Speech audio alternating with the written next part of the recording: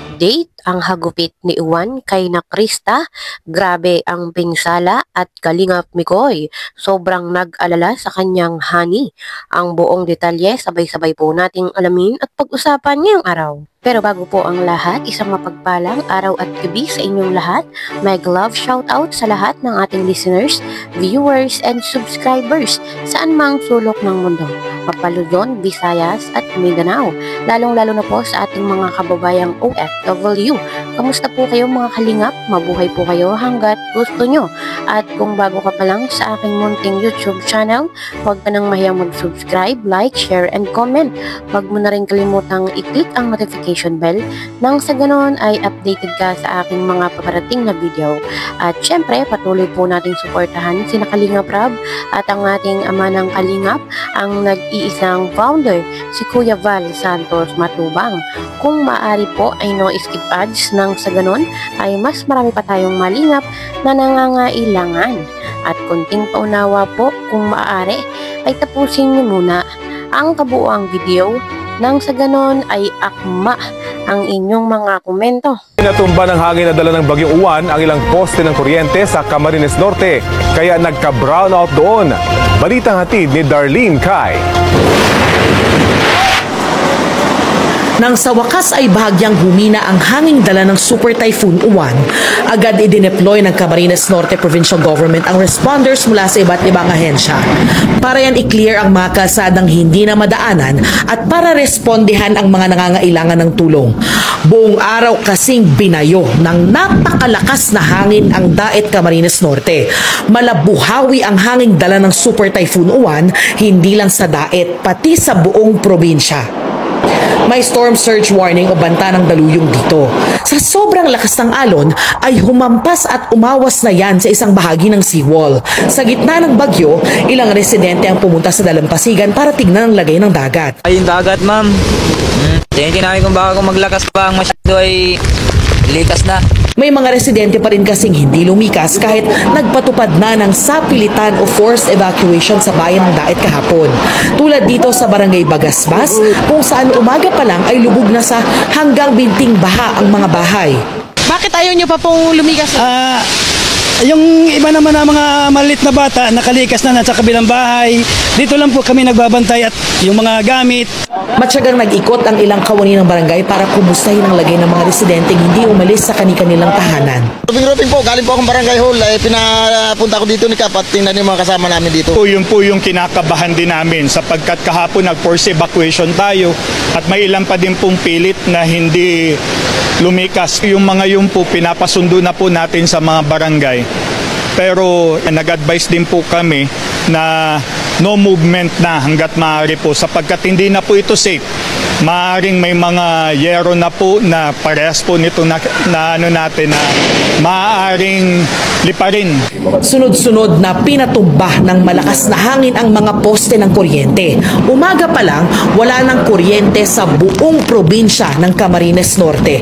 Natumba rin itong poste ng ilaw. Naglipara na mga kable sa lakas ng hangin. Ilang kawad din ang lumaylay sa kalsada. Pahirapan tuloy ang pagdaan sa Bagasbas Road. Pero may ilang sasakyang nangahas. Agad ding nag-ikot ang mga kawani ng Canelco o Camarines Norte Electric Cooperative Incorporated para putulin ang mga lumaylay na kable. Ilang puno at halaman ang natumba. Nagliparan ang ilang yero. Pinulot ang isa ng nagmalasakit na residente. Sa gitna ng pagbayo ni Juan, lumikas ang lalaking ito kasamang isang bata papunta rito sa evacuation center ng Barangay Kalasgasan. Isa ang 68 years old na si Virginia sa mga lumikas dito. Kakahagas at baka magbaha. Malakas. Labis ang kanyang pag-aalala para sa anak na naiwan sa bahay. Ayaw daw nilang umalis dahil walang magbabantay sa kanilang mga gamit. Para nga po akong napapapunta doon at para akong nakakabahan, ma'am po. Kasi aki man po baga. Kawawa naman. Ay nahagas din yun na parang natatakot din yun sa paghahangin. Sana naman po ay magtigil man na ito. Mag-isa lang din ang 71 years old na si Tatay Angel dito sa evacuation center. Hinatid daw siya dito ng anak na ayaw rin umalis dahil walang magbabantay sa bahay. Hindi bababa sa 36,000 residente ang nasa evacuation center sa buong probinsya. Sa monitoring ng Camarines Norte PDRRMO, ilang kalsada sa ilang bayan ang hindi na madaanan dahil sa mga natumbang puno at poste, gaya sa Labo, San Vicente, San Lorenzo, Basod, Kapalonga at Paracale. Priority nating i-clearing yung Maharlika Highway or the National Road para mas mabilis yung pag-provide natin ng services doon sa mga nangangailangan ng tulong. Bagsak din ng linya ng komunikasyon sa maraming lugar kaya pahirap ang makakuha ng reports. Based doon sa aking perception sa mga nangyari ay natatagalan ako doon sa pagdaan ng bagyo.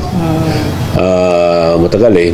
Pag matagal kasi ang bagyo, mas lalong maraming damage ang nagagawa. Pero tiyak daw na malaki ang pinsala sa mga pananim at kabuhayan ng mga residente. Maybe before lunchtime ay meron na kami mga relief operations sa aming mga kababayan.